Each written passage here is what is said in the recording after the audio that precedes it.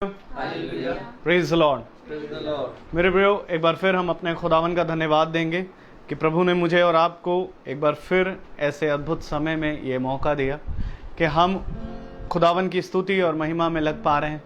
ये उसका सबसे बड़ा फजल है जो हमने कम्मों पर सदा बना है। और धन्यवाद देते हैं कि जब तक हम पृथ्वी पर हैं, प्रभु से यही दुआ कर रहे हैं कि जब तक हम यहाँ पाए जाते हैं तब तक हम उसके वचन में उसकी डेवड़ी पर पाए जाएं, क्योंकि उसकी डेवड़ी पर आना किसी मनुष्य के मर्जी या उसके मन के मुताबिक नहीं है। क्योंकि वचन कहता है जब तक मैं ही तुम्हें ना बुलाऊं तब तक कोई मेरे पास आ नहीं सकता।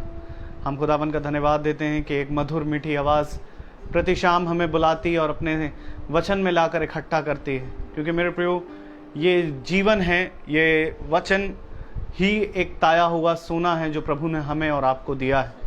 एक वो स्वभाव जो मसीह का है, ज़रूरी है कि आज मुझ में और आप में बढ़े, ताकि हम उसके समान, उसके स्वरूप हों और अपनी इस नाशवान देह को छोड़ के बदल जाएं। आमीन।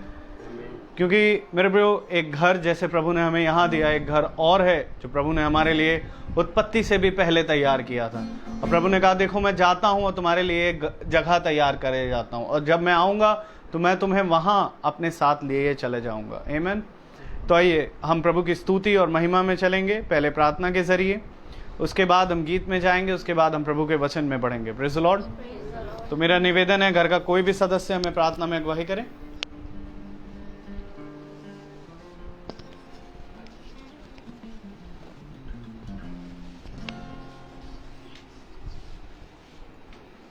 आइए हम परमेश्वर में अपने सरों को झुकाएं।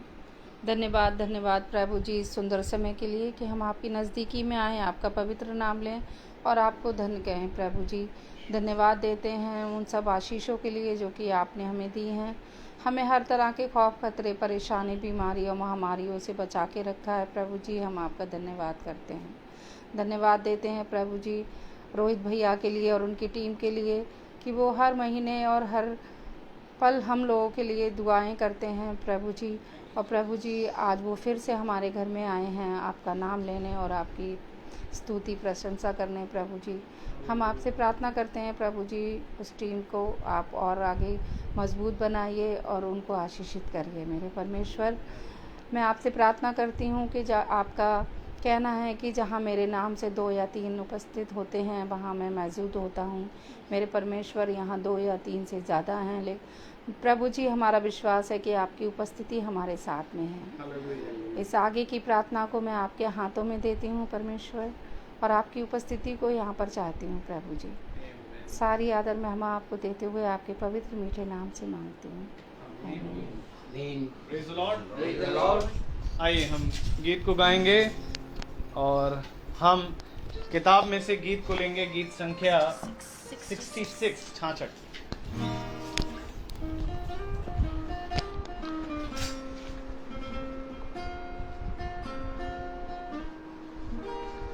नीले आसमां के पार जाएंगे, मेरा यीशु रहता वहाँ।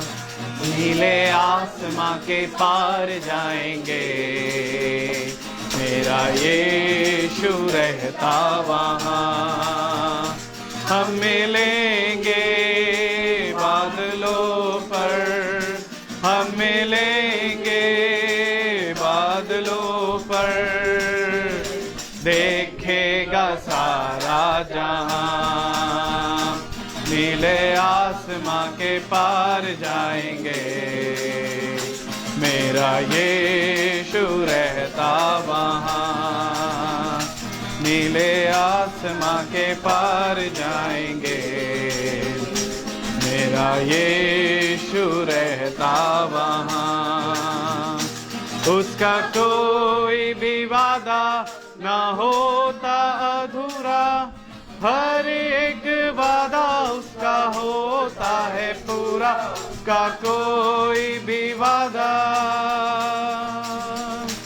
उसके कोई भी वादा ना होता अधूरा, हर एक वादा उसका होता है पूरा। उसका कोई भी वादा, उसके आने का वादा भी होगा पूरा। देखेगा देखेगा सारा जहां, उसके आने का वादा भी होगा पूरा, देखेगा सारा जहां। नीले आसमां के पार जाएंगे, मेरा यीशु रहता वहाँ। नीले आसमां के पार जाएंगे, मेरा यीशु रहता वहाँ। ये विश्वास है मेरा जो होगा पूरा, सपना ये मेरा ना रहेगा अधूरा। ये विश्वास है मेरा, ये विश्वास है मेरा जो होगा पूरा, सपना ये मेरा ना रहेगा अधूरा। ये विश्वास है मेरा, फिर हम संग रहेंगे अपने यीशु के, देखेगा सारा जहां। फिर हम संग रहेंगे अपने यीशु के, देखेगा सारा जहां। ले आसमां के पार जाएंगे, मेरा यीशु रहता वहाँ। नीले आसमां के पार जाएंगे, मेरा यीशु रहता वहाँ। Praise the Lord, praise the Lord. नीले आसमान के पार जाएंगे, मेरा यीशु रहता वहाँ। आमीन। मेरे प्रिय, प्रभु का वचन कहता है, देखो जो इस समय प्रभु में सो रहे हैं वो जीवित होंगे, और हम जो जीवित और बचे रहेंगे वो प्रभु में बदल जाएंगे, और हम और वो एक साथ प्रभु में उठा लिए जाएंगे, ताकि उसके साथ हम आमने सामने मिल सके। Praise the Lord. और ये परिश्रमी है जो हमें बदलेगा। मेरे प्रियो, ये वो सोना है जो विश्वास का सोना प्रभु ने मुझे और आपको दिया, और यही सबसे बड़ा कारण है जो प्रभु को भाता है। आमीन। आइए हम प्रभु के वचन की ओर बढ़े। Praise the Lord.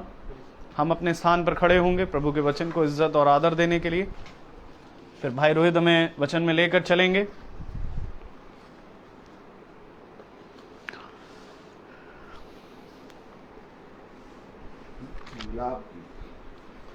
हम निकालें विलाप गीत,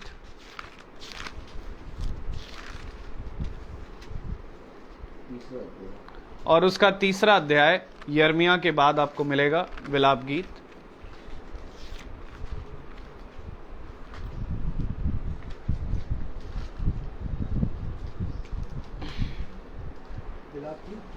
तीसरा अध्याय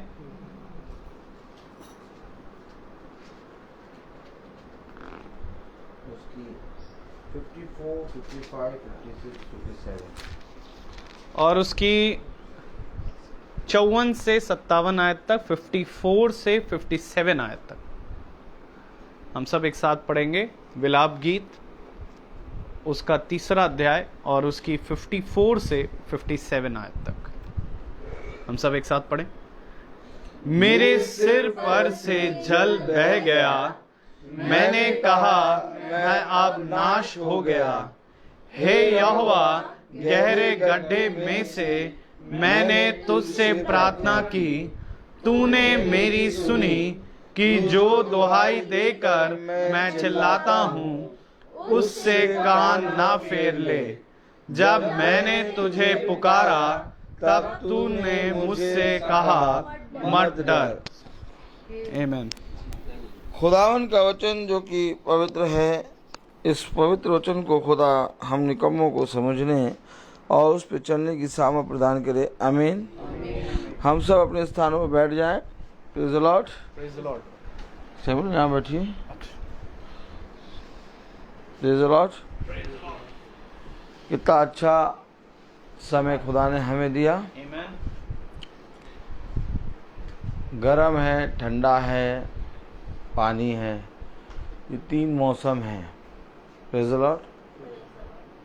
लेकिन ये तीनों मौसम में खुदा ने हमें जो देह दी है, इस देह को हर एक टेम्परेचर में बने रहने की सामर्थ्य दी है।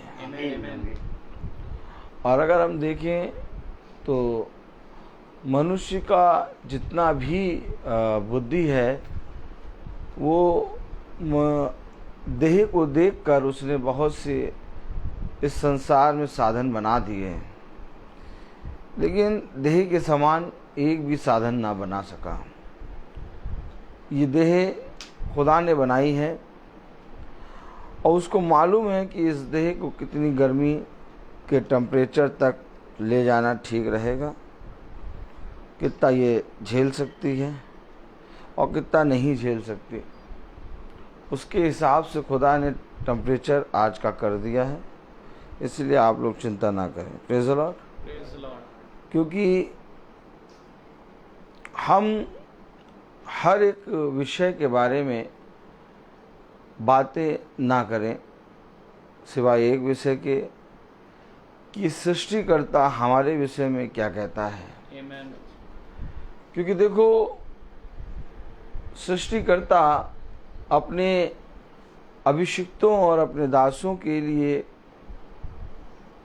कुछ कह रहा है और आज हमें कान लगाना है, क्योंकि ये दिन हर समय बने ना रहेंगे। एक समय आएगा जब ये दिन मनुष्य से छीन लिया जाएगा। वो वचन को सुनना चाहेगा, लेकिन वचन को सुनाने वाला कोई होगा नहीं। हम सब मिट्टी के कण हैं और ये अवश्य है कि मिट्टी कुम्हार के हाथों में रहे, क्योंकि जब मिट्टी कुम्हार के हाथों में आती है तो मिट्टी चिल्लाती है। और मिट्टी क्या चिल्लाती है? विलाप गीत 3 अध्याय। Praise the Lord. मिट्टी क्या चिल्लाती है?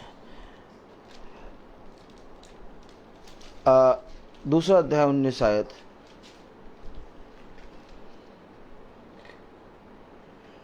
रात की हर पहाड़ के आरंभ में उठ कर चिल्लाया कर। नहीं,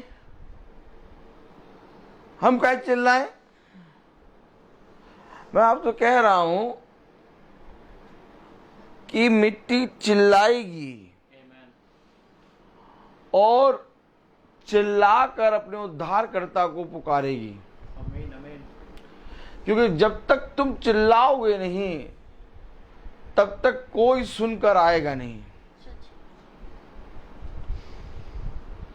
एक गर्जन होनी है, एक शब्द होना है। और हम इस पृथ्वी के लिए नहीं बनाए गए हैं और ना ही ये पृथ्वी हमारे लिए बनाई गई है। हम ये सोचते हैं खुदा ने इस पृथ्वी को हमारे लिए रचा है। नहीं, उसने हमारे लिए अनंत जीवन को रचा है। क्योंकि कोई पिता अपने पुत्र को रोटी मांगने पे पत्थर नहीं देता। जब तुम बुरे हो के अपने पुत्र को अच्छी वस्तुएं देना जानते हो, तो मैं तुम्हें सबसे उत्तम वस्तु क्यों नहीं दूंगा? अर्थात खुदा ऐसी कोई भी चीज नहीं देगा जो नष्ट हो, क्योंकि जो वरदान ऊपर से आता है वो सर्वदा बना रहता है। वचन पे कान लगाइए, क्योंकि जो कुछ भी ऊपर से आता है वो सर्वदा बना रहता है, वो स्थिर रहता है। और जो कुछ पृथ्वी से उपजता है वो, मेरे प्यारे भाई बहनों, सर्वदा बना नहीं रहता। इसलिए खुदा का कलाम कह रहा है कि हम सब मिट्टी हैं और इस मिट्टी के एक एक कण में, एक कण मैं हूं, एक कण सैमुअल भाई हैं, एक कण बहन है, एक कण अभी है, एक कण भाई हैं। हम सब एक कण हैं और इस कण को चिल्लाना है। लेकिन इस कर्ण ने चिल्लाना छोड़ दिया। हमें इस पृथ्वी का और इस पृथ्वी के लोगों की और इस संसार की चीज़ों की बातें नहीं करनी। ये हमारी आवश्यकता की चीज़ें हैं जो हमें यूं ही मिलेंगी। हमारी बातें खुदा के वचन से होनी है और हमें खुदा के वचन पे कान लगाना है, क्योंकि विलाप गीत उसका 3रा अध्याय और उसकी 54 और 55 और 56 और 57 आयत में क्या लिखा पढ़ें। मेरे सिर पर से जल बह गया, मैंने कहा मैं नाश हो गया। हे यहोवा, गहरे गड्ढे में से मैंने तुझसे प्रार्थना की। आप गहरे गड्ढे से जब ये प्रार्थना कर रहा है, कैसे कर रहा, चिल्ला रहा है। योना जब गहराई में गया मगर के पेट में, तो उसने पर्वत की जड़ों को देखा और वहां से चिल्ला के प्रार्थना कर रहा है। आज हम अपने जीवन में देखें, क्या ये चिल्लाहट, क्या ये गड्ढे, गहरे गड्ढे से में जब हम पड़े हुए हैं, तो क्या हम प्रभु से प्रार्थना कर रहे हैं?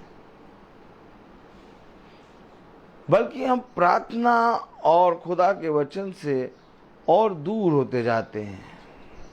क्यों? क्योंकि गहरा गड्ढा है ना। गड्ढा कैसा है? और इसकी गहराई को देखकर, इस गड्ढे के आकार को देखकर हम डरने लगते हैं। आज जो परेशानी, जो विपत्ति हम पर आती है, उस विपत्ति, उस परेशानी को देखकर, उसकी चौड़ाई और उसकी गहराई को देखकर हम कांपने लगते हैं। हम कहते हैं हम तो नाश हुए जाते हैं, अब हमें कौन बचाएगा? कहां लिखा? कहां लिखा? Praise the Lord. Praise the Lord. 43 विलाप गीत 3:43 पढ़े।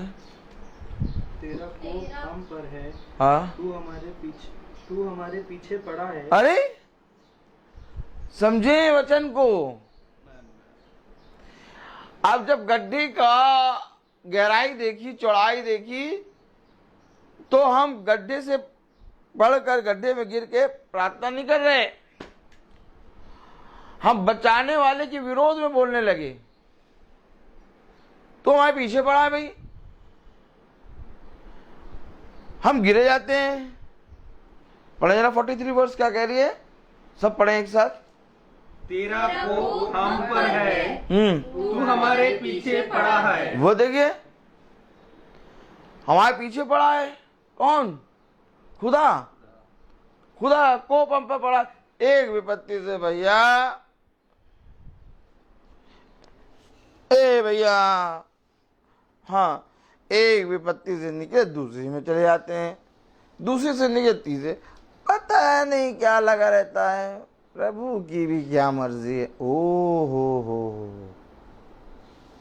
बोलो, ओ हो। मिट्टी को रात के हर पहर चिल्लाना था। अब चिल्लाना भूल गए।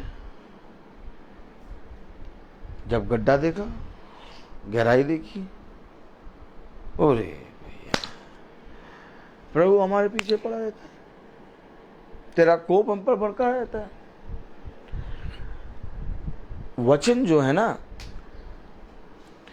हमेशा हमें संभालता है, हमें सामर्थ देता है, और चोर नहीं चाहता कि तुम वचन के नजदीक जाओ, क्योंकि जैसे तुम वचन के नजदीक जाओगे, वो भंडारीपना तुम्हारे अंदर भर देगा। आमीन। एक ऐसा भंडारीपना कि हर जगह अकाल था, लेकिन यूसुफ के पास भोजन था। हमने आज तक यूसुफ को देखा ही नहीं। हमने आज तक ये देखा ही नहीं कि याकूब भी यूसुफ के पास पहुंच रहा है। हैं? अद्भुत ना। याकूब जिसके 12 बच्चे, याकूब जो 12 बच्चों से 12 गोत्र, 12 गोत्र से 12 हजार, 1,44,000। याकूब जो कि मैं अब्राहम, इसहाक और याकूब का खुदा हूं। तो याकूब तुम यूसुफ के पास क्यों पहुंच रहे हो? यूसुफ को तो बेचा गया, यूसुफ को तो बेचा गया, बाजार में उसकी नीलामी लगाई गई। हैं? इस बिकने वाले यूसुफ के पास याकूब पहुंच रहा है। कभी ये सोचा आपने? खुदा कह रहा मैं अब्राहम, इसहाक और याकूब का खुदा हूं, और याकूब का बेटा है यूसुफ।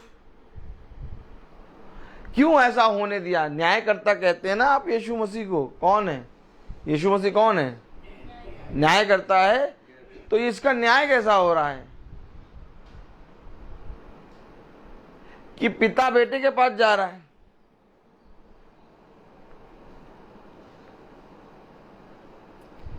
जबकि यूसुफ को आना चाहिए था याकूब के पास, और याकूब जा रहा है यूसुफ के पास। क्यों आखिर ऐसा हो रहा है?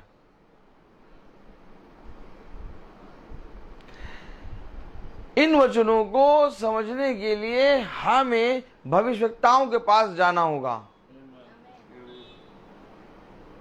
जब हम भविष्यवक्ताओं के पास जाएंगे तो भविष्यवक्ता बताएगा ये दृष्टांत क्यों हो रहा है, ऐसा क्यों हो रहा है कि याकूब यूसुफ के पास पहुंच रहा है, ऐसा क्या हो रहा है कि याकूब यूसुफ जो है अपने भाइयों में सबसे ज्यादा प्रधान गिना गया। ऐसा क्या हो गया कि बाकी सारे भाई बड़े से बड़े ही बोलो हु आहा, ये सब पहुंच रहे हैं यूसुफ के पास, जिन्होंने मारा था। क्योंकि यूसुफ चिल्ला रहा है रात के हर पहर, और अगर देखें तो रात के हर पहर जग जग के उसने हमारे लिए, आपके लिए प्रार्थना करी। किसने? यीशु मसीह ने। ये जो चिल्लाहट की बात आ रही है, ये है यीशु मसीह जो बन रहा है, यूसुफ बन रहा है यीशु मसीह की तस्वीर। क्योंकि वो जब दिन भर प्रचार करके और चोटी पे जाता था तो रात भर अपने पिता से रो रो के प्रार्थना करता था। कौन चिल्लाता था रात भर? कौन चिल्ला रहा है रात के हर पहर? यीशु मसीह। आमीन आमीन। और यूसुफ तस्वीर है यीशु मसीह की। अर्थात याकूब पहुंच रहा है अपने स्वामी के पास। देखने में वो पुत्र है, यूसुफ पुत्र है याकूब का, ये पृथ्वी के अनुसार है। लेकिन अगर हम बहुत ध्यान से आत्मिक तरीके से देखेंगे तो वो यूसुफ के पास इसलिए पहुंच रहा है क्योंकि यूसुफ उस समय की तस्वीर है यीशु मसीह की। आमीन आमीन। और इसको वहां जाना ही है। क्यों वहां जाना है? क्योंकि ये भविष्यवक्ता है और इसको मालूम है कि इसके समय का संदेश कहां पर है। आमीन। इसलिए याकूब पहुंच रहा है। याकूब को कोई प्रॉब्लम नहीं हो रही। आमीन। आज हमें क्यों प्रॉब्लम हो रही है? क्योंकि हमने गड्ढे में जब हम गिरे तो हम गड्ढे की साइज देख रहे हैं, चौड़ान देख रहे हैं, अपनी मुसीबतों को देख रहे हैं, अपनी टेंशनों को देख रहे हैं, दिन भर के टेम्परेचर को देख रहे हैं। आज जब हम स्कूल पहुंचे तो सबके पसीने निकल रहे, सारे टीचर्स के। सब कह रहे अरे भैया इतनी गर्मी, और हम हंसते हुए सीढ़ी चढ़ रहे हैं। हम हमेशा हंसते ही रहते हैं। तो टीचर तो रोहित सबके चेहरे पर 12 बजा है, लेकिन रोहित सर के चेहरे पे मुस्कान है। मैंने कहा मैम क्या करूं बताइए, इतना आनंद है मेरे अंदर, इतना आनंद भरा है कूट के कि मुझे कुछ समझ में नहीं आता, तो मैं चेहरे से ही थोड़ा हंसता रहता हूँ। हमें गड्ढा नहीं देखना, हमें गहराई नहीं देखनी, हमें परिस्थिति नहीं देखनी, हमें परीक्षा नहीं देखनी, हमें ये नहीं देखना कि हम कहाँ पर हैं। हमें ये देखना है कि हम उसकी वाचा में हैं कि नहीं, क्योंकि वाचा के अंदर हम महफूज हैं। अगर यहाँ का टेम्परेचर 55 भी हो जाए और हम उसकी वाचा में हैं तो हम सेफ हैं। लेकिन अगर यहाँ का टेम्परेचर 8 हो जाए और शिमला मंसूरी यहीं बन जाए, लेकिन हम उसकी वाचा में नहीं हैं, तो क्या करेंगे इस टेम्परेचर 8 को लेके? मेन क्या है, हम प्रभु में बने रहें। आमीन। क्योंकि जब मैंने गड्ढे में गिर के तुझसे प्रार्थना की तो कोई शब्द नहीं आया, किसी मनुष्य का शब्द नहीं आया, केवल एक शब्द आया, मत डर, मैं हूं। आमीन। क्या रहा? मत डर, मैं हूं। क्यों ये शब्द क्यों आया? कहाँ गया हमारे बीच से वो खुदा? कहाँ गया वो खुदा जो कहता है मत डर, मैं हूं? हम क्यों इधर उधर ताकते हैं? हम क्यों अपने ही बचाने वाले के विरोध में बातें करने लगते हैं? क्यों हमारा विश्वास कहाँ चला जाता है उन परिस्थितियों को देख करके? अब ये परिस्थिति कैसे सही होंगी? वो खुदा है जो सब कुछ करने में सामर्थी है। क्या रात के हर पहर चिल्लाया कर,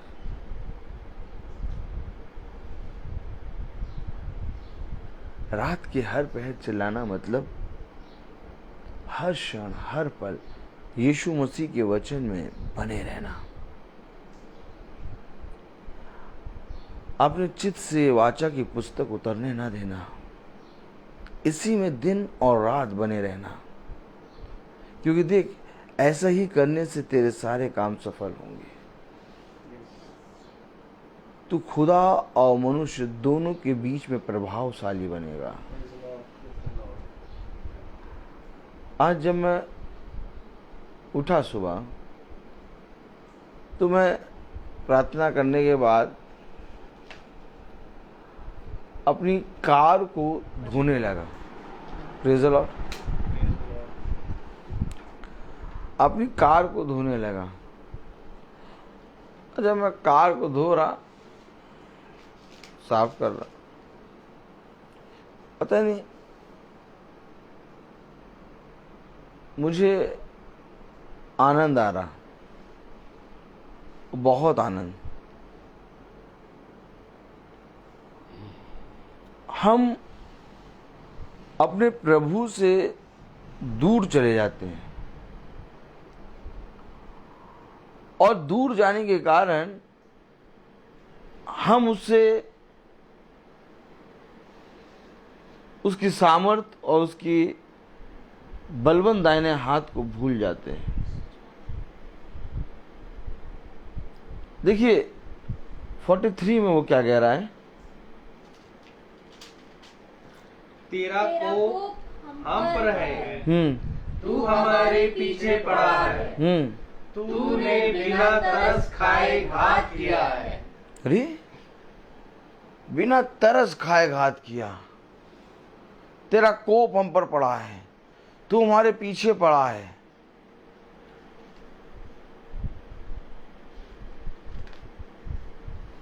ये शब्द कब निकलते हैं? जब हम खुदा के विपरीत खड़े हो जाते हैं, हमें उसके सामने नजर नहीं आती, क्योंकि कुछ ऐसा समय, ऐसा परिस्थिति हो जाती है कि इतनी भारी विपत्ति हमारे ऊपर आ जाती है कि उस भारी विपत्ति को देखकर हम कहते हैं तू हमारे पीछे पड़ गया है। हमारे मन में आता है अब प्रार्थना नहीं करेंगे। क्या मिलता है प्रार्थना कराने से? जितना प्रार्थना कराते हैं, जितना बाहर पढ़ते हैं, जितना सोचते हैं लाओ लोगों के साथ भला करें, उतना ही हमारा बुरा हो रहा है।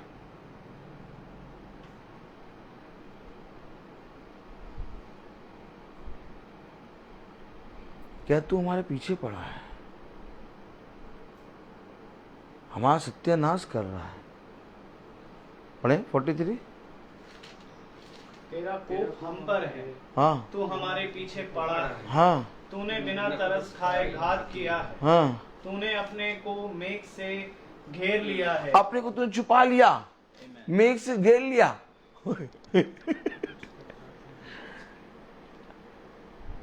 कहाँ ले जाएंगे ये वचन? कहीं पर भी छुपा दो, वहां से चिल्लाएगा ये। कह रहा अपने को मेघ से घेर लिया तूने। क्यों घेर लिया? ताकि मेरी प्रार्थना तुझ तक ना पहुंचे। ओ अरे भैया, कहां से लिया ये वचन?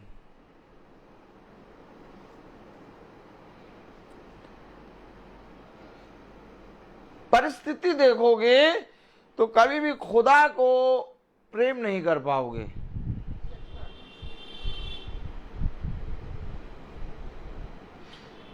मेरे जीवन में कुछ रहे चाहे ना रहे,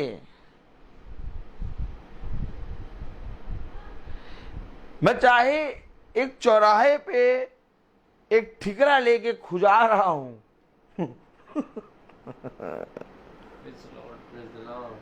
लेकिन अगर मेरे पास खुदा की वाचा है तो ये खुजाना ज्यादा दिन नहीं रहेगा। एक समय है जब ये खुजाना चला जाएगा।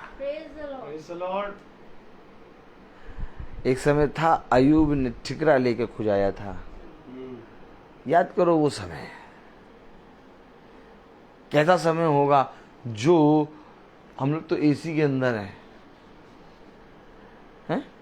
और वो राजमहल के अंदर रहता था। हैं? अयूब बहुत धनी था, उसके सेवक थे, बहुत ही राजाओं से भी अच्छी लाइफ जीता था। वहां से उठा के प्रभु ने ठिकरा लिया और ठिकरा से वो अपना बदन को यूं ही खुजा रहा। ये समय आ गया अयूब के जीवन में। अब मैं पूछूं वो ठिकरे वाला समय कितनी समय तक रहा?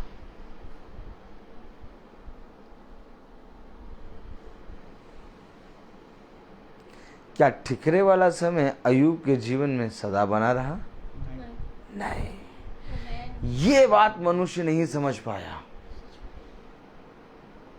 क्योंकि ठिकरे वाला समय जो अयूब के जीवन में आया, उस समय उसने खुदा के वचन में स्थिरता पाई और इसके कारण वो खरा उतरा। वही समय उसको स्वर्ग राज ले गया। जो समय वो राजाओं के समय जीता था, वो समय उसको स्वर्ग राज नहीं ले गया। आप मुझे बताइए कि अब्राहम का कौन सा ऐसा काम था जो उसे धर्मी बना दिया? कोई काम नहीं ऐसा था जिसके कारण अब्राहम धर्मी बना। उसने विश्वास किया। समझे वचन को? और विश्वास जब उसने किया तो कब से किया? 75 से 100, 25 साल तक उसने विश्वास किया। आमीन। आमीन। इस विश्वास के कारण वो स्वर्ग राज्य में अब खुदा का पुत्र है। आमीन। आमीन। और अगर आज ठिकरे का समय हमें गंदा लगता है, अगर आज ये गड्ढे का समय हमें गंदा लगता है, अगर आज ये विपत्ति का समय हमें अच्छा नहीं लगता, तो मैं आपको बताऊं, इसी समय के कारण तुम स्वर्ग राज्य में प्रवेश करोगे।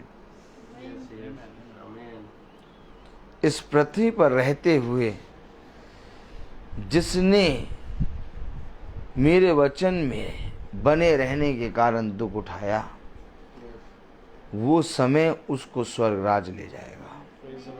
Praise the Lord. कलाम क्या कह रहा? पढ़े जरा। तूने अपने मेघ से घेर लिया है कि तुझ तक प्रार्थना न पहुंच सके। तूने हमको जाति जाति के लोगों के बीच में कूड़ा करकट सा ठहराया। अरे, जाति जाति के बीच में कूड़ा करकट करके रख दिया। काहे भैया? काहे मेघ से घेर लियो अपने आप को कि हमारी प्रार्थना, तुम्हारी प्रार्थना, हमारी प्रार्थना तुम्हारे तक ना पहुंचे? जाति जाति के सामने कूड़ा करकट कर दिया हमारा।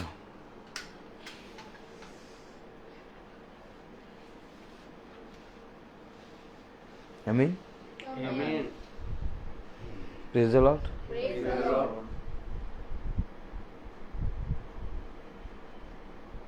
अब सोचिए जरा, सोचिए कि जब चर्चेस नहीं थे,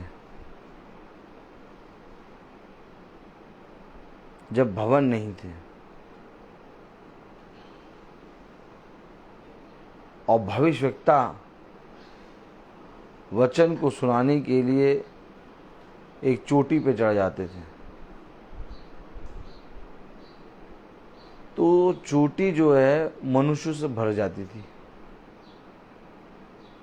ना उस चोटी पे लाइट थी, ना उस चोटी पे एसी थी, ना उस चोटी पे पंखे लगे थे। हाँ, उस चोटी पे एक चीज था, टेम्परेचर नापने के लिए पत्थर कितना गर्म है ये, अर्थात सूरज की किरण चोटी पे लगती थी और चोटी एकदम चलती हुई अवस्था में कहती थी, आओ और मुझ पर बैठो। और ऐसी अवस्था में खुदा के जन भविष्यवक्ता के वचन को सुनने के लिए बैठते थे। ऐसा नहीं होता था कि खुदा उस चोटी को ठंडा कर दे तब बैठे। खुदा कहता इसी टेम्परेचर में बैठो, इसी टेम्परेचर में बैठो। आप मुझे बताइए, क्या चर्च सदा बने थे क्या? जब चर्च नहीं थे, जब भवन नहीं थे, जब पंखे नहीं थे, जब एसी नहीं था, तब भी टेम्परेचर बहुत तेज रहता। कैसे लोग खुदा के वचन को सुनते थे?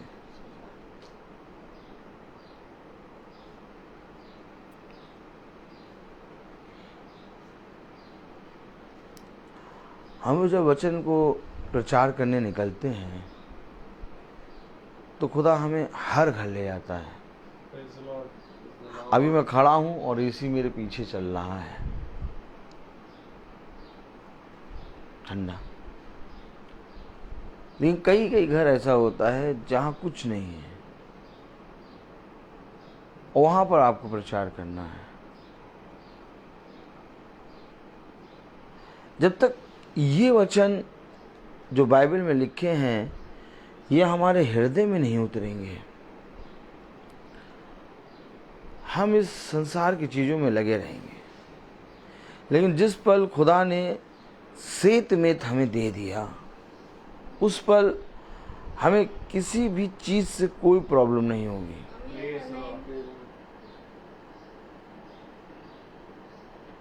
आप ही के घर में जब प्रार्थना कर रहे हैं बहुत बार, तो खूब तेज पानी बरसा है और उस तेज पानी में हम लोग भीगते हुए गए और फिर वहाँ से दूसरी मीटिंग में उसी तेज पानी में गए, फिर वहाँ पर मीटिंग स्टार्ट करी, फिर वहाँ से पानी में भीगते हुए। मैं आपको बताऊं कि जब खुदा ने हमारे शरीर को इतनी सामर्थ्य दी है कि हम हर टेम्परेचर को झेल लें, तो भी हम चिंता क्यों करते हैं? जब उसने हमें बनाते समय हर टेम्परेचर का थर्मामीटर हमारे अंदर डाल दिया है, तो फिर हम चिंता क्यों करें? ये तो उसकी खूबी है कि वो बरसात में भी हमें एकदम रेडी रखता है, दोपहर में भी रेडी रखता है, एसी में भी हम खड़े हो जाते हैं, पसीने में भी खड़े हो जाते हैं। ये हमारे खुदा की खूबी है। जब हम कोई वस्तु खरीदते हैं तो पूछते भैया बताओ भैया ये पेन है, हाँ ये कितने का है? ये 5,000 का है। कितने का भैया? 5,000। इसमें क्या ऐसा है 5,000 का? 5 रुपए का पेन है और 5,000 बता रहा। नहीं भैया, इसकी खूबी है। इसकी खूबी क्या खूबी है? इसमें खूबी है कि इसको आप जब इससे लिखेंगे, हाँ, तो लिखने के बाद फिर पानी भी डाल दे तो ये मिटेगा नहीं। ओह, अब इसकी खूबी होने के कारण ये 5,000 का हो गया। कब? जब इसके अंदर खूबी है। और ये खूबी क्या है कि पानी डालने पर भी ये मिटता नहीं है, तो ये 5,000 का हो गया, 5 रुपए का पेन। तो हमारी बॉडी में जो खूबी है उसको खुदा दिखाने के लिए टेम्परेचर हमें देता है,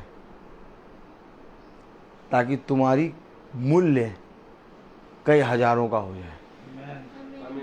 समझे आप? क्या समझे आप? इस देह को जितना कष्ट दोगे उतना सामर्थ पाओगे।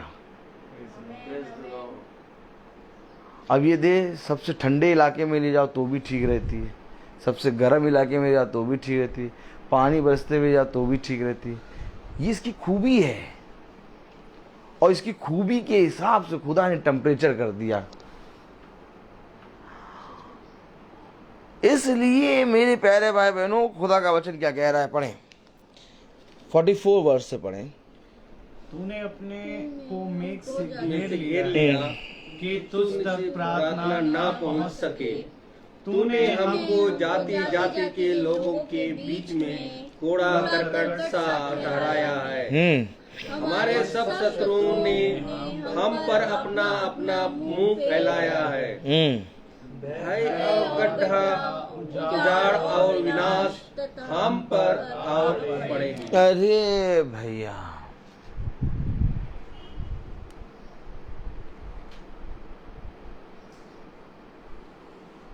सब ने हमारे साथ छल कर दिया और सबको छोड़ सबसे बड़ा छल तूने हमारे साथ किया। हमारे पीछे पड़ गया भैया।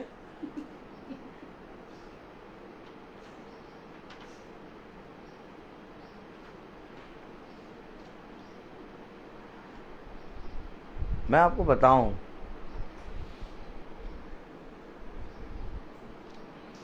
वचन जो है वो सत्य है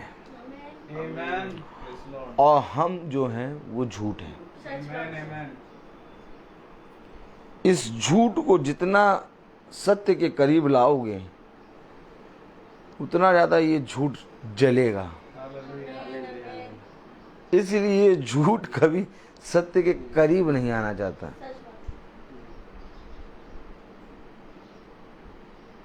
हाँ, मैं गाड़ी की साफ करने की बात बताई थी, उसको मैंने बताया नहीं क्या हुआ था, वो भूल गया था।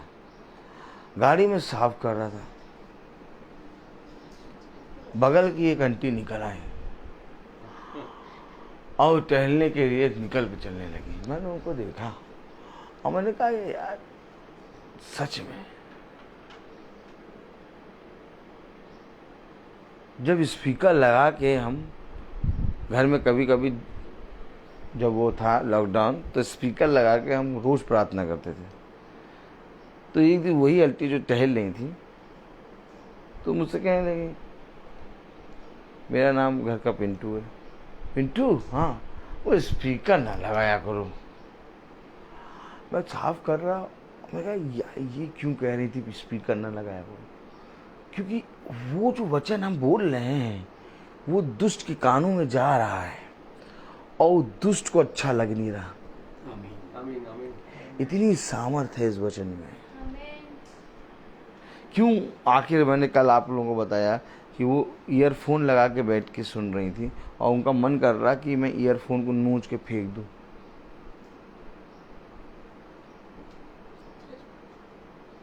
आज जिस वचन को हम सुनते ही नहीं है, जिस वचन को पढ़ते ही नहीं है, उस वचन में इतनी सामर्थ है कि जब दुष्ट किसी के अंदर बहुत ताया से उतरता है तो वो सुन नहीं पाता है। अच्छा भाई, हर चीज सुन लेगा, हर चीज सुन लेगा, वचन नहीं सुन पाएगा। इसी तरीके से, ठीक इसी तरीके से आप सब कुछ कर लेंगे लेकिन मीटिंग नहीं सुन पाएंगे। आमीन आमीन आमीन। क्यों नहीं सुन पा रहे हैं?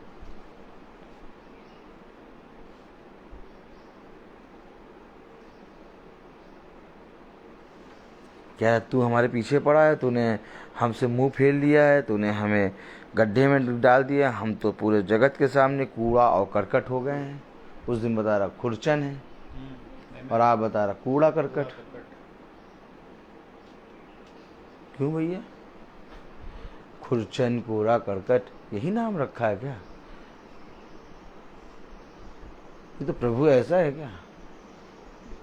आइए देखें, पढ़ें विलाप गीत उसका 3रा अध्याय और उसकी 31 आयत पढ़ें। 31, 32, 31 पढ़ें। क्योंकि प्रभु मन से सर्वदा उतारे नहीं रहता। ये सदा मन से तुम्हें उतारेगा नहीं।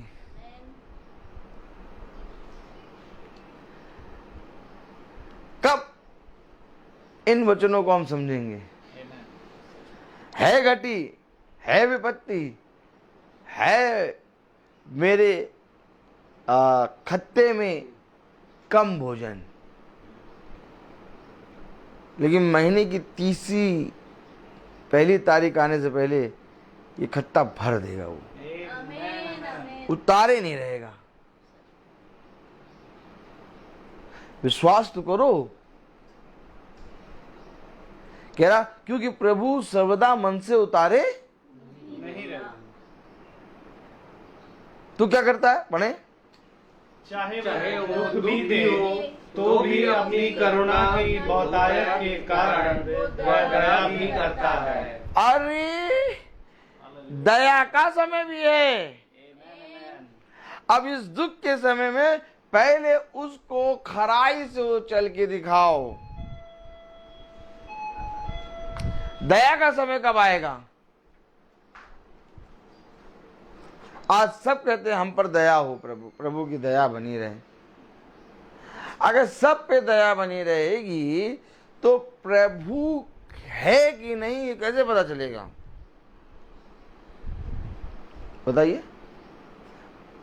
प्रभु है कि नहीं कैसे पता चलेगा?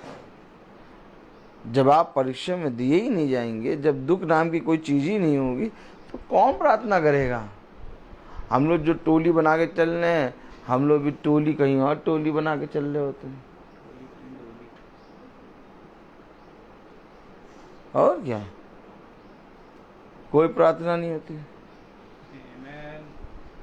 लेकिन दुख के कारण उसने हमें परिस्थितियों में चलना सिखाया। सुख के दिन तो बीत जाते हैं, लेकिन दुख के दिन सदा स्मरण रहते हैं। उन दुख के दिनों के कारण आज हम यहाँ खड़े हैं। अगर हम पर वो दुख के दिन नहीं होते तो हम आऊँ माऊँ चाऊँ क्या पका के खाऊं बन गए होते। लेकिन हाँ, कहीं ना कहीं प्रभु ने उस परीक्षा के समय हमें थामा, क्योंकि प्रभु अपने प्रियजनों को ये समय देता है। होंगे दुख, होगा विलाप, होगा थोड़े दिन का सताव, लेकिन ये तुझ पर सदा बना नहीं रहेगा, क्योंकि प्रभु सर्वदा मन से उतारे नहीं रहता। पढ़े जरा 31, 32, 33 पढ़े। क्योंकि प्रभु के मन से सर्वदा उतारे नहीं रहता, चाहे वो दुख भी दे तो भी अपनी करुणा की बहुयात के कारण वो दया भी करता है, क्योंकि वो मनुष्यों को अपने मन से ना तो दबाता है और ना दुख देता है। देखिए, मन से दुख नहीं देता, वो हमारे अधर्मों के कामों के कारण हम उस समय में चले जाते हैं। खुदा मन से कभी दुख नहीं देता। देखिए, बाइबल में लिखा है ये बात। आप मनुष्य मन से कोस देता है। भैया हम पूरे मन से चाह रहे हैं कि भाई इसके साथ ऐसा हो गया, ओ बोलो ओ, लेकिन प्रभु मन से नहीं करता, क्योंकि जहां उसने मन से कर लिया बस हो जाएगा। कलाम क्या कह रहा, पढ़ें। क्योंकि वो मनुष्य को अपने मन से ना तो दबाता है, हाँ, और ना दुख देता है। पृथ्वी भर के बंदियों को पांव के तले दलित करना किसी पुरुष का हक परम प्रधान के सामने मारना और किसी मनुष्य का मुकदमा बिगाड़ना, इन 3 कामों को यहोवा देख नहीं सकता। आप बताइए, आप क्यों आप अपने विषय में चिंता कर रहे हैं? जब यहोवा नहीं देख सकता तो आपको देखने देगा नहीं।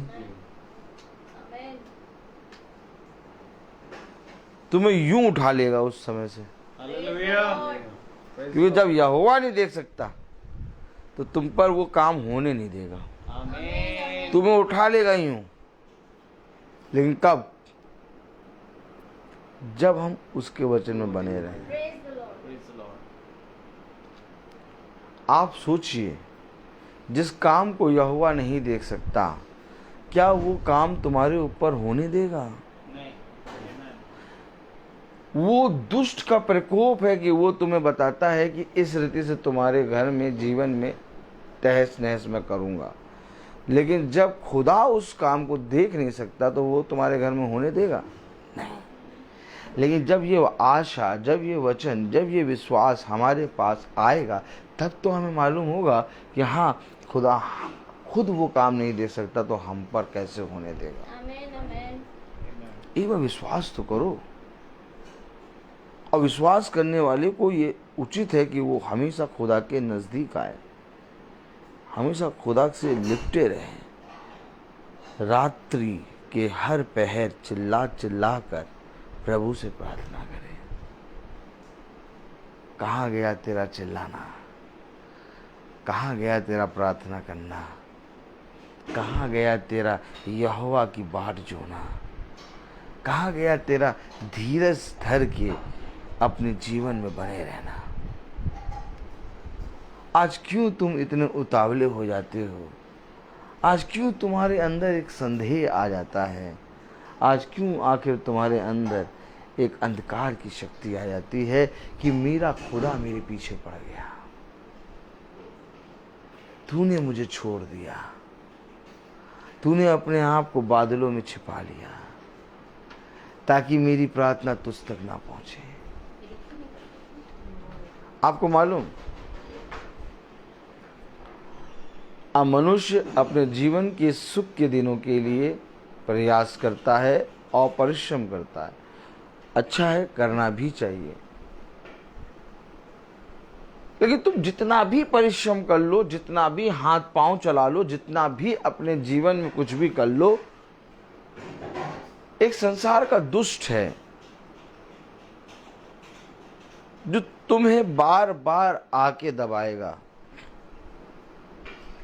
क्योंकि ये दुष्ट बार बार तुम्हारे पास इसलिए आता है क्योंकि तुम इस दुष्ट के विरोध में बातें करते हो।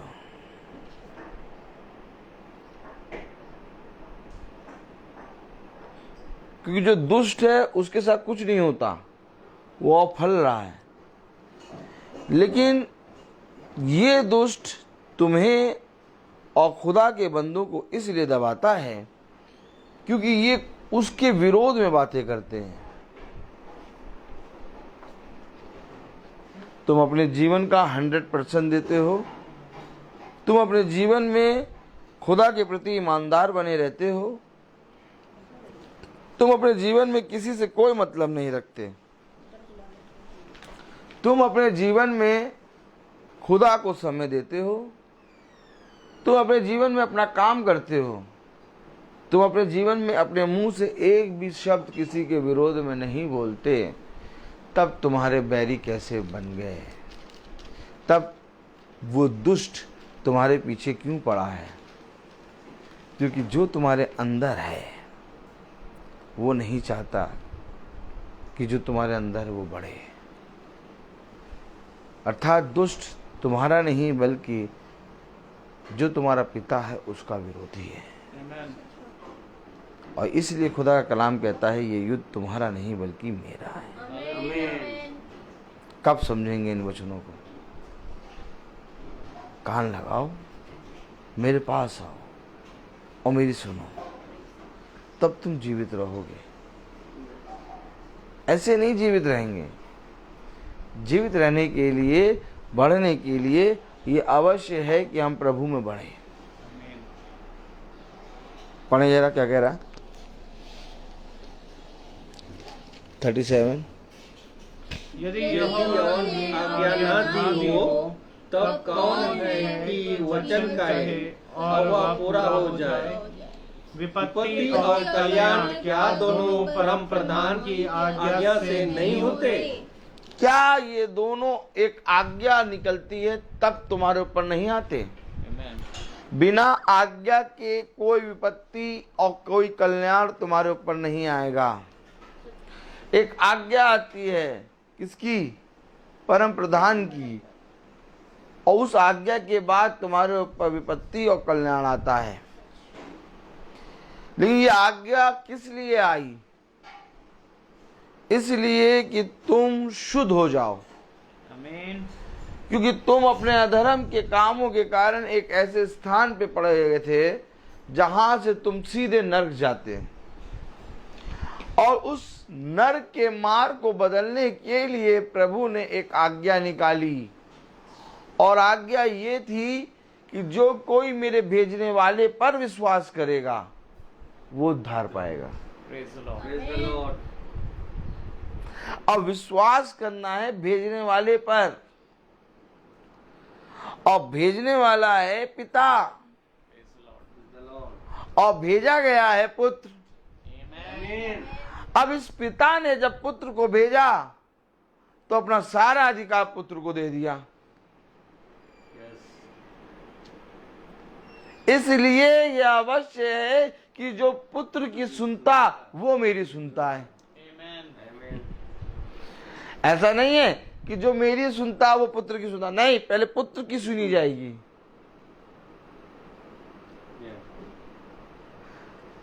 इसलिए याकूब पहुंच रहा है यूसुफ के पास। समझ आ रहा कि नहीं? पहले पुत्र की सुनी जाएगी, क्योंकि पिता ने अपना सारा अधिकार पुत्र के हाथ में दिया है। जिस तरह यहोवा ने यीशु मसीह को अधिकार दिया, वैसे यीशु मसीह ने आज अन्य जाति को अधिकार दिया। क्योंकि वो तस्वीर है यहोवा पिता की और यीशु मसीह तस्वीर है पुत्र की। ठीक इसी तरीके से यीशु मसीह तस्वीर है पिता की और अन्य जाति तस्वीर है पुत्र की। आमीन। क्यों?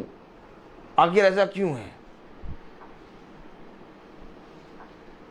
क्योंकि उसने अपना अधिकार पुत्र के हाथ में सौंपा है। अब तुम मेरे पुत्र और पुत्रियां हो। कौन? जो मेरे वचन को सुनते हैं, जो मेरे वचन पे कान लगाते हैं, जो मेरे नजदीक आते हैं। देखो, जो कोई इन आज्ञाओं पर चलेगा, जो कोई इन आज्ञाओं को मानेगा, वो मेरा पुत्र, वो मेरा पुत्री है। हम सदा प्रतिदिन प्रभु के प्रति ईमानदार बने, क्योंकि ऐसा ही करके हम खुदा के वचन को सेत मीत अपने जीवन में ले सकते हैं। लेकिन अगर हम सुनना बंद कर दें, हम अगर खुदा के साथ समय बिताना बंद कर दें, तो मेरे प्यारे भाई बहनों, हमारा जीवन ऊट कटार उगाने में बहुत तेज है। ऊट कटार, कटीली झाड़ियाँ, ये सब उगाएंगी। चाहे जितने सफाई करो, ये अपने आप ही उगाएंगे। आज हमें, अगर हम एक दिन मीटिंग ना करें, एक दिन में ऐसा लगेगा घना जंगल। क्या लगेगा? घना जंगल। जैसे बाहर के देशों में एक काम हर महीने चलता रहता है, और वो काम क्या है? कई हेलीकॉप्टर बाहर के देशों में लगे रहते हैं आग बुझाने के लिए जंगलों में, और वो हर दिन चलते रहते हैं। और हर दिन चलने के बाद भी कई जंगलों में आग लग जाती है। ठीक इसी तरीके से अगर हम खुदा के वचन में प्रतिदिन चल रहे हैं, तब भी हमारे अंदर अशुद्धता थोड़ी बहुत बनी रहती है। लेकिन प्रतिदिन चलने के कारण हमें खुदा एक नया बल देता है। इसलिए हमें खुदा के नज़दीक प्रतिदिन बने रहना है। हमें प्रतिदिन उसकी सामर्थ्य को प्राप्त करना है। कह रहा, रात्रि के हर पहर चिल्ला। क्यों चिल्ला? ताकि तेरे ऊपर मेरा सामर्थ्य प्रकट हो और मैं तुझे उस गहरे गड्ढे से निकाल के तुझे एक समतल भूमि पर रखूं। क्योंकि कह रहा, देख मत डर, मैं हूं। इसलिए मेरे प्यारे भाई बहनों, मैं हर एक जने से कहता हूं, जो भी जना मुझे मिलता है, मैं उससे कहता हूं कि भैया खुदा के प्रति ईमानदार बने रहो, उसको अपने जीवन का समय दो, क्योंकि ऐसा ही करके तुम अपने घर और अपने जीवन की रक्षा करोगे। कोई याजक, कोई पास्टर, कोई रेवरेंड के अंदर इतनी सामर्थ नहीं कि वो आके प्रार्थना करे और हमारे जीवन के दुख दूर हो जाएं, क्योंकि आज्ञा जिसने दी है वही दुख को दूर करना और कल्याण करना जानता है। आज्ञा निकली है परम प्रधान की ओर से, इसलिए ये अवश्य है कि तुम परम प्रधान के सामने दीन बनो, अपने आप को पूरे रीति से प्रभु के वचन में बनाए रखो और उसके वचन को सेत में लेके सेत में बताते जाओ। आमीन आमीन। हर चीज का एक समय होता है, मैं बोलता बहुत हूँ। आइए हम प्रार्थना में चलेंगे। मेरा निवेदन है भाई सैमुअल से कि वो प्रार्थना में अगुवाई करें। God bless you brother. आइए हम प्रार्थना में चलें, अपनी आंखों को बंद करेंगे। प्रभु यीशु मसीह, बड़ी शुक्रगुजारी के साथ एक बार फिर हम आपके चरणों में आते हैं खुदावन। सच बात है प्यार प्रभु कि आज मनुष्य प्यार प्रभु अपनी इस देह में से चिल्लाना भूल चुका है खुदावन। प्यार प्रभु इसने अपनी आंखों को, अपने मनों को प्यार प्रभु आपकी ओर फेरने से प्यार प्रभु आपकी तरफ देखने से भूल चुका है मेरे खुदा। क्योंकि प्यार प्रभु वो नहीं जानता प्यार प्रभु कि एक बार फिर प्यार प्रभु आप प्यार प्रभु एक और निकासी करने पर हैं, जैसे आपने खुदावन मूसा के समय करी। प्यार प्रभु वहाँ के लोग जो इजराइली थे वे भी खुदावन अपनी हर एक लालसाओं में और शारीरिक कामों में व्यस्त थे। परंतु प्यार प्रभु एक ऐसा समय आया जब उन्होंने आपकी तरफ गुहार लगाई और तूने एक नबी को भेजा प्यार प्रभु, ताकि उनको वहां से निकाले। प्यार प्रभु एक समय था जब खुदावन दुनिया प्यार प्रभु पाप में थी और खुदावन हमारे लिए प्यार प्रभु एक लौता पुत्र यीशु मसीह मरा, ताकि एक बार फिर एक और निकासी हो सके मेरे खुदा। और हम जानते हैं खुदावन कि हम एक बार फिर तीसरे निर्गमन में पाए जा रहे हैं खुदावन, कि प्यार प्रभु यहाँ से प्यार प्रभु हम प्यार प्रभु उस राज्य में जाएं खुदावन जो प्यार प्रभु आपने हमारे लिए पृथ्वी से पहले तैयार करके रखा है खुदा। दुआ करते हैं खुदावन कि हमारे इस देह से जो प्यार प्रभु हमें आपके विरुद्ध चलाती है खुदा, लालसाएं करती हैं खुदावन, जो प्यार प्रभु बहुत सी चीज़ों में प्यार प्रभु हमें फंसाती है खुदा, मैं आपसे विनती करता हूँ और एक बार फिर अपनी इस देह से पुकारता हूँ खुदावन कि हमारा छुटकारा कर खुदा, ताकि प्यार प्रभु हम भी छूट कर खुदावन आपके समीप और आने पाए खुदावन। होने दे प्यार प्रभु, आपका वचन कहता है प्यार प्रभु, अभी तो हम इस देह में कहराते हैं, रोग में तड़पते और पीड़ा में है खुदावन, परंतु एक समय आएगा खुदावन जब ये झोपड़ी गिराई जाएगी प्यार प्रभु और एक नया घर प्यार प्रभु हमें मिलेगा प्यार प्रभु। प्यार प्रभु उसके लिए हर एक परिश्रम जो प्यार प्रभु आप में खुदावन हमारा है प्यार प्रभु, हम जानते हैं कि आपका वचन कहता है वो कभी व्यर्थ ना जाएगा खुदा। हम जानते हैं खुदावन कि वो घराना, वो घर प्यार प्रभु हमारे लिए प्यार प्रभु तूने तैयार किया, वो घराना जो अब्राहम से निकला प्यार प्रभु, आज वो उस घराने में हम आते हैं मेरे खुदावन, क्योंकि हम विश्वास करते हैं खुदावन यदि उस घराने में हम ना होते तो आज भी प्यार प्रभु हम अपने संसार की बातों से और आंखों की लालसाओं से और शारीरिक कामों से खुदावन कहीं व्यस्त होते प्यार प्रभु, परंतु तूने हमें चुना और खुदावन आज के दिन यहाँ ठहराया है खुदावन। हाँ मेरे खुदावन, अभी भी बहुत सी घटियां हम में पाई जाती हैं खुदा। मैं दुआ करता हूँ खुदावन कि हमारे इस देह से प्यार प्रभु हमें निकाल प्यार प्रभु, और हमारे इस देह को खुदावन हम प्रतिदिन क्रूस पर चढ़ाने वाले उसकी लालसाओं समेत हो पाए खुदा। होने दे प्यार प्रभु कि हम आत्मा के अनुसार चलें और प्यार प्रभु बदलने पाए मेरे खुदावन। दुआ करते हैं इस घराने पर आपका आत्मा बना रहे प्यार प्रभु, जबकि प्यार प्रभु आज ये वचन इस घर के लिए आपने चुना, हम सब के लिए आपने चुना खुदावन, हमारा इस घर का हम सब का उद्धार खुदावन प्रतिदिन आपके माध्यम से होने पाए। हर अंधकार और घटी से प्यार प्रभु आप इन्हें बचाएं, हर रोग से हर तकलीफ से आप बचाएं खुदावन। अपना दाहिना सामर्थी हाथ प्यार प्रभु इस घर पर बनाए रखें और प्यार प्रभु होने दे खुदावन के हर एक दुख मुसीबतें जो फंसे काम है खुदावन, वो भी तेरी दया से प्यार प्रभु पूरे होने पाए खुदावन। मैं विनती करता हूँ खुदावन हमारे इस छोटे झुंड के लिए खुदा, प्यार प्रभु आपका आत्मा सदा हमारे इस छोटे झुंड में यूं ही बना रहे प्यार प्रभु, क्योंकि प्यार प्रभु जिस प्रकार से आप अपने कलीसिया में पाए जाते हैं खुदावन, प्यार प्रभु आपका आत्मा प्यार प्रभु हम में सदा सर्वदा वास करने वाला बने, ऐसा हमें बना दे मेरे खुदावन। प्रार्थना करते हैं प्यार प्रभु अपने याजक के लिए, उन पर भी आपका आत्मा ऐसे ही बना रहे खुदा, उनका घराना प्यार प्रभु ऐसे ही स्थिर रहे और वचन में बढ़ता जाए खुदावन। हमारे घराने पर, भाई डैनियल के घराने पर आपकी दया आपकी आशीषें हों खुदावन। जितने भाई बहन फेसबुक के माध्यम से सुनते हैं प्यार प्रभु, जो रोग में है, घटी में है, प्यार प्रभु सब कुछ सामर्थ से भर और प्यार प्रभु होने दे कि ऐसे ही वचन में इकट्ठा हम कभी ना छोड़ने पाए। प्यार प्रभु जब हम यहाँ से विदा लें तो हमारे मार्ग में हमारी रक्षा रखवाली करें, हमारे पीछे इस घर की रक्षा रखवाली करिए प्यार प्रभु। हर एक बात के लिए आपको प्यार प्रभु धन्यवाद देते हैं, मांगते हैं खुदावन कि जब तक हम इस जीवित हैं तब तक आपके वचन में हों खुदावन। दुआ विनती आपके बेटे प्रभु यीशु मसीह के नाम से के मांगते, दया से सुने और ग्रहण करें, आमीन। ऐ हमारे बाप, आप जो आसमान में हैं, आपका नाम पाक माना जाए, आपकी बादशाही आए, आपकी मर्जी जैसी आसमान में पूरी होती है वैसे ज़मीन पर भी पूरी हो। रोज की रोटी आज हमें बख्श दें, जिस प्रकार से हम अपने कसूरवारों को माफ़ करते हैं, आप भी हमारे कसूरों को माफ़ करें। आजमाइश में ना पड़ने दे, परंतु बुराई से बचाएं। बादशाही, कुदरत और जलाल, महिमा हमेशा आपकी है, आमीन लॉर्ड, आमीन। अब हमारे खुदावन यीशु मसीह का फजल, खुदा बाप की मोहब्बत, पाक रूह की रिफाकत और शराकत हम में से हर एक विश्वासी जन के साथ अब से लेकर अनंत काल तक होती रहे, आमीन।